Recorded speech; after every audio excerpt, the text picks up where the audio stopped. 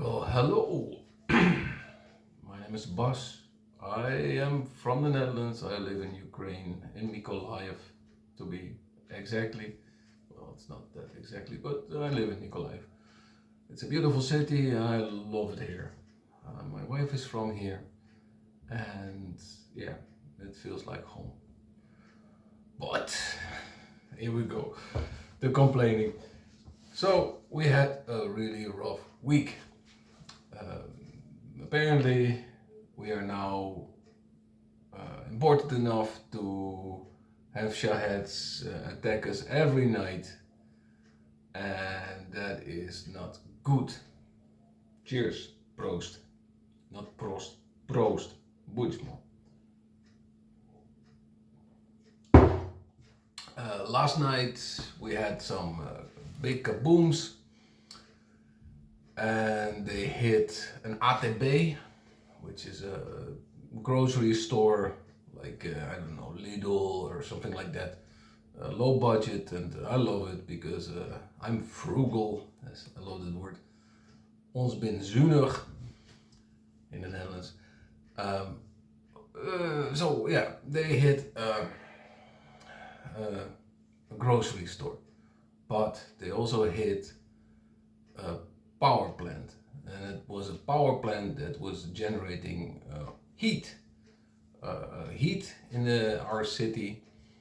If you're not living in somewhere in hot or something, comes from a little central heating station that uses gas and the electricity to heat up water. And this is special water with a coolant in it, and that goes through pipes, and that comes into your house. You see the pipes everywhere. They've isolated them with foil and all kinds of stuff, which have to be replaced every year because we have a lot of cats and that they like to scratch it. But anyway, that's besides the point. So now in Mykolaiv, many people have no heating and also problems with power. So yeah, that sucks. Here I am in the suburbs. We hear the shaheds fly by. I'll show you a movie, how it sounds like. I recorded one. I'm not gonna show the air defense and everything, but I think you can hear it. You hear like and then was not this time because the drone that I recorded audioly, the sounds of it, they actually flew by. It was a couple of days ago, but last night and the night before they really went for the city, and yeah, not cool. One of the things, I have two kids, I have a wife, all are Ukrainian. They're mine, but they're still Ukrainian. One is born in Kiev, one is born in Mykolaiv, so they're very Ukrainian. And you have to put them to bed. And like I think 2 or 3 nights ago, they started a drone attack pretty early. There are shaheds. They're those triangle-shaped things with a little engine, and we call them mopeds because well, they sound like a little moped. They make this sound, and everybody recognizes this sound and is scared. But you shouldn't be scared until you hear this, because then it's going down and it's going to go hit something. So I was trying to put the kids to bed and go to sleep as well with them.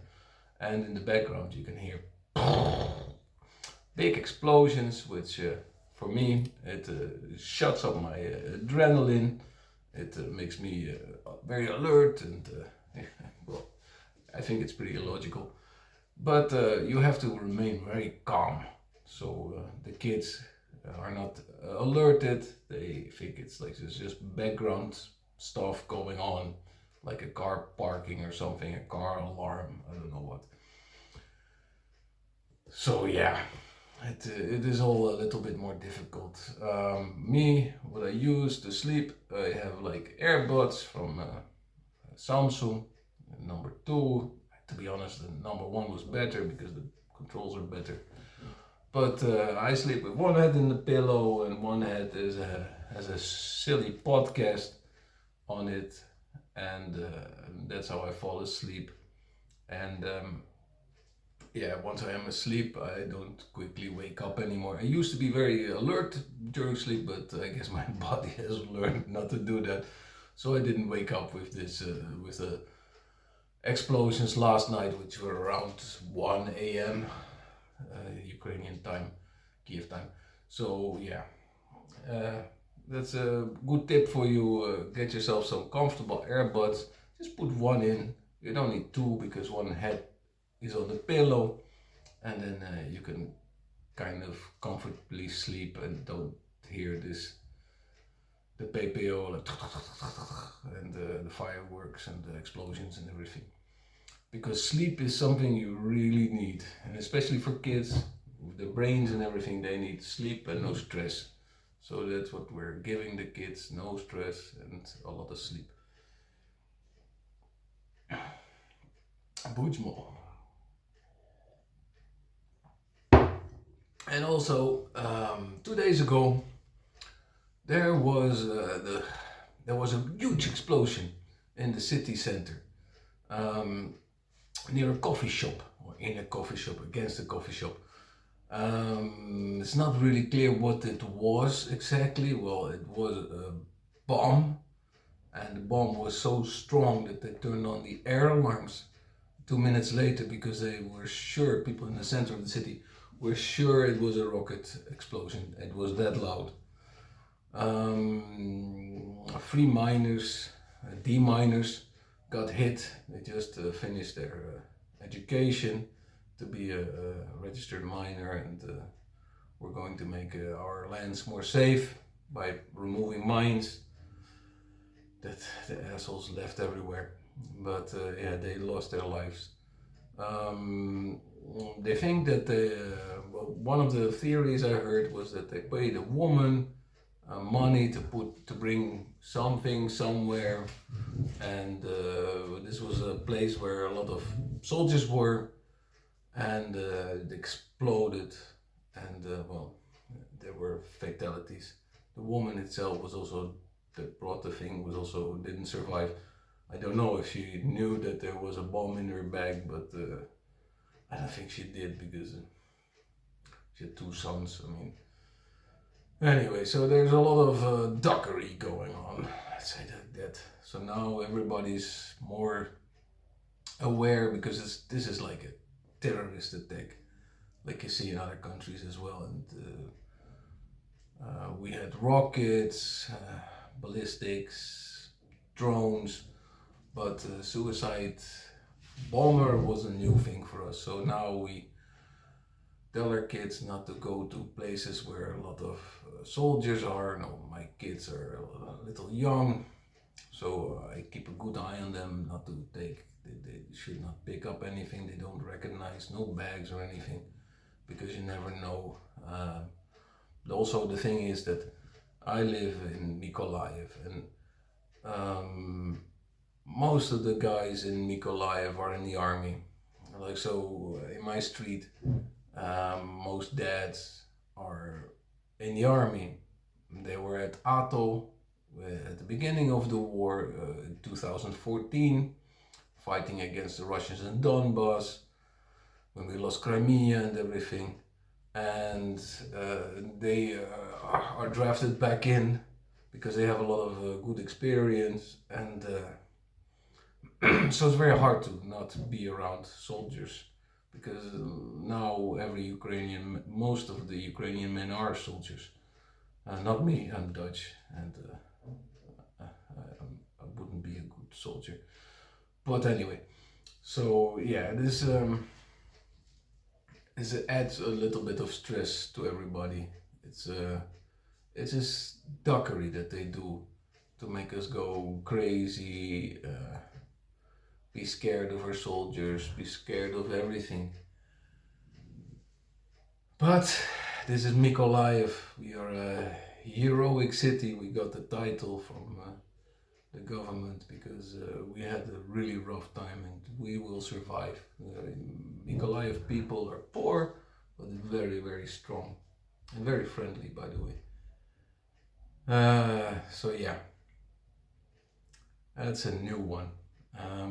But the things like I am a man, Dutch man, with two Ukrainian kids, and one goes to school. Well, we went back because he was going to go to school 2 years ago, but then they turned the school into online school because there were no shelters. Every school has to have a certified shelter with running water, running emergency power, and everything, just in case, because they aim for schools. Like 2 days ago, they hit also school. But now, because well, they want us to go crazy and just terrorize us with all this shit, they are calling in bomb threats all the time.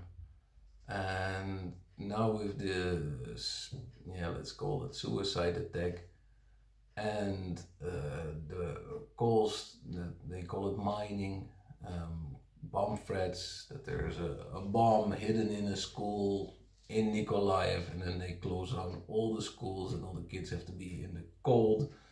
And now it can at night be like -8, -9. During the day it's a little warmer, but still it's not good for a kid to just wait there in the park. Everything is online again. Last week was online, which is not good for kids. They need social interactions, they need a teacher, they need to learn not online but offline. So yeah, we're back to that stuff again. I'm afraid this week will also be online, which is very hard for my son. He's 8 years old and he has to learn, and it's very difficult if it's online because he's a little bit ADHD like me. So just staring at a tablet screen, and it's not the most optimum situation. So there's that. Puigmo. So yeah, situation has changed a little bit, but we'll hang in there. We had snow, kids were very happy. Then we had warmer temperatures, everything melted, and then now we have frost again, so everything is frozen again. So it's gonna be a little slippery. It was slippery yesterday, but yeah, we'll survive. The whole situation with America is like a bit batshit crazy. It looks more and more like the guy Trump is just bought by Putin and is just gonna give up everything. Musk has a direct line to Putin and was in all the computers of America, of all the administrations, and you cannot tell me that he doesn't send all this information to his overlord in Russia and in China. So yeah, we have to do it without them. Let them make their own mess and shit in their own food, and yeah, bye bye America, пока, до побачення, USA. So yeah, now Europe has to step up, and I hope they will, because we cannot have a peace plan. This is why we are still in Kursk, because in that way we could not look. Trump wanted just to freeze this conflict and tell Putin, oh well, okay, you lost so many soldiers, never mind all the war crimes that you did and everything. We'll just give you all the stuff that you stole from the Ukrainians, and then we call it a draw. Forget about everything. You give us more money, and everything will be fine. But now Ukraine still has Kursk, and yeah, like maybe we'll have to swap with it, but that doesn't sit well with Putin. In the meantime, about the rare earth stuff, all the minerals and stuff that is in the ground is mostly in Donetsk and where all the mines were and, on that side. And it turns out that already in the occupied parts of Ukraine, where the Russians are torturing and killing all the Ukrainians, replacing them with Russians, China is already there. They're already setting up mining operations and everything. So it's all a big bullshit operation. That Trump wants this stuff because China already has his greedy little fingers in it. So don't buy Chinese, don't buy American. Just yeah. So I I was hoping to make this a positive video, but I guess I didn't succeed. Anyway, I hope you have a nice beer. I hope you have a quiet night. I hope I have a quiet night. If I won't, I will make a little video about it so you can like a little bit experience how it is when things explode around you and you have your kids to worry about. Yeah, it's something else. Yeah, until I'll try to make more videos, but yeah, you know, I've got other things to do as well. And nobody's watching anyways. But now this is like more like a captain's log, stardate 451. Today, well, not a bad day. There were no ballistics. So anyway, that's all from me.